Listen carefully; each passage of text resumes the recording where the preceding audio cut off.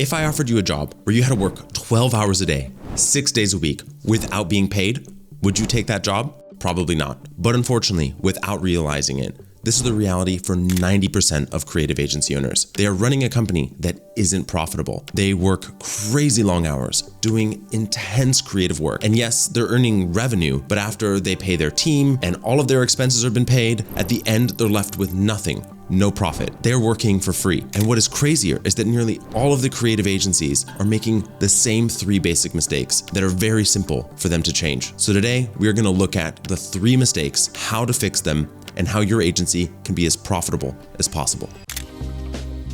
So tomorrow you have your favorite appointment, a dentist appointment. Joke, obviously. And while you're there, the dentist is working on your teeth and you realize that you have a pain in your foot as well. And you ask the dentist, hey, can you actually just look at this problem that I have going on over here as well? And unless your foot has teeth, and hopefully you don't, the dentist is likely gonna say no, because that is outside of their area of expertise. But for creative agencies, that's exactly what they do. Yes to too many things that are ultimately outside of their purview, outside of their lane, which results in them becoming a jack of all trades and a master of none. It ends up creating a situation where you're stretching yourself too thin, because now you've got to learn all of these new things in order for you to be able to execute on the thing that you promised. And so you have to figure it out in order to actually do this new thing. So the result is you burn out. You're tired. You're exhausted. You're trying to figure out how to keep your head above water. And the other thing that happens is you lose clients because you did amazing work to start and they asked you to do this other thing because they really liked what you know how to do really well. And as a congratulations, they ask you to do this other thing, but you say yes, which you should have said no. And now the secondary thing that you do is lackluster and the client's unhappy. So they say goodbye. The solution is simple. If it's outside of your purview, you don't have the expertise, you don't know how to do it, just say no. Direct them to the person that can do that, that knows how to do that and can excel at it. It's entirely the right thing to do, both for yourself and for the client. Here's what I want you to do fully is remain focused on the things that you are incredible at, that you are best in class, and that you just do phenomenal. This results in the ability to be able to have an incredibly simple process that you can delegate to others because you know this like the back of your hand, and build a network of partners that relate to the exact problem and the exact person that you work with, and then you're able to help. This creates a situation where you've got over the moon clients, ecstatic because they've achieved the outcome. And to boot, your agency is incredibly profitable. So in summary, essentially, if you're a dentist, don't start operating on people's feet, because I guarantee you, it is gonna end in tears for everyone. You decided that you want to sign up for a new gym, and you show up there to sign up and you've got your bag ready to go ahead and work out. But when you're there signing the contract, they tell you, hey, I need $5,000. There's an initial sign-up fee. And you think, oh, why? This isn't a normal thing. Why would I need this $5,000 upfront cost? And you say, I don't have this available money. It doesn't make sense to do this. So you leave. On your way home, you stop at a pizza joint because you're hungry. And while you're there, you order a pizza, but yet they say, sorry, no, you can't just have this pizza. You actually have to sign up for the subscription service so that you can have access to every single food within this restaurant.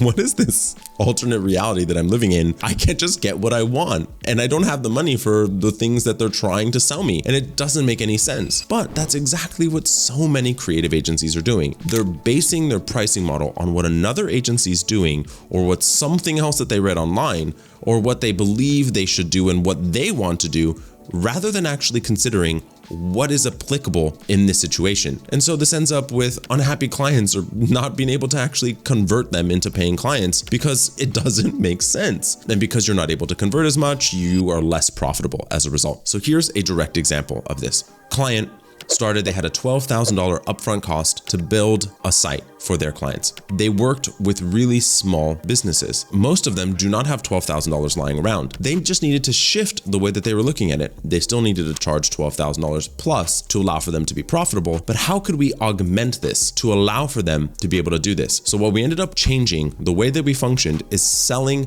a $1,750 monthly cost, creating a much smaller initial tranche of investment for them, making it more feasible to the business, which was feasible in this example, allowing for them to have ongoing payments for this project. They stretched out the length of the initial launch, which, as you all know, if you're in web design, it takes a couple of months to launch this. It allowed for them to actually be profitable within that first few months as well. What this did for this agency is it actually allowed for a greater amount of sales conversion because they had a smaller tranche or first step in the relationship. It also made the business more sustainable because now they have this book of business of monthly retainers. And because they had extended their lifetime value years later to 3 years of an average client lifetime, they were able to make 3, 4, 5 times the amount of money on every single site that they built for the exact same amount of work, making them more profitable. So here's what I want you to think about. I want you to look at your clients, and I want you to look at you and what it is that you do and what makes sense between the two. Find an equation that makes sense to allow for them to be able to make a commitment in this new relationship. So in other words, if your client is asking you for a pizza, please do not sell them a monthly subscription.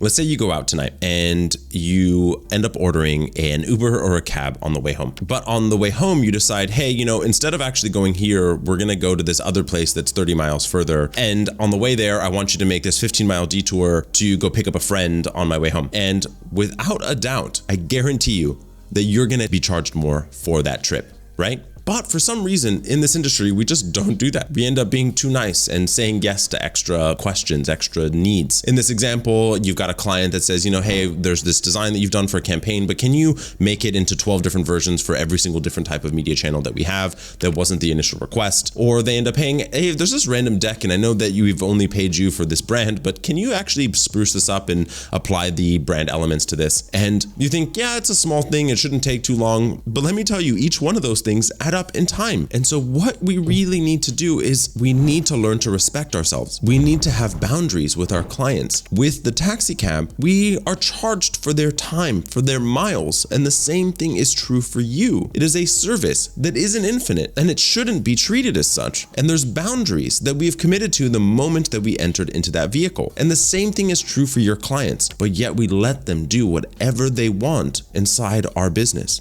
Why? What is the reason? So what we really need to do is define the scope, be very clear of what's included and what's not, so that you're not ending up in a place where you're able to add on extra to the client's engagement that's going way out of scope and causing your business, your agency, to be less profitable. So let's be focused on what the client's results are and exactly what the scope needs to be so that your agency can be profitable. But in order for you to be profitable, you need to make more revenue in the first place. And the only way that you can really do this in a meaningful way, aside from price, is to have high quality leads. So I want you to check out this video where I show you how to generate over 500 leads per month.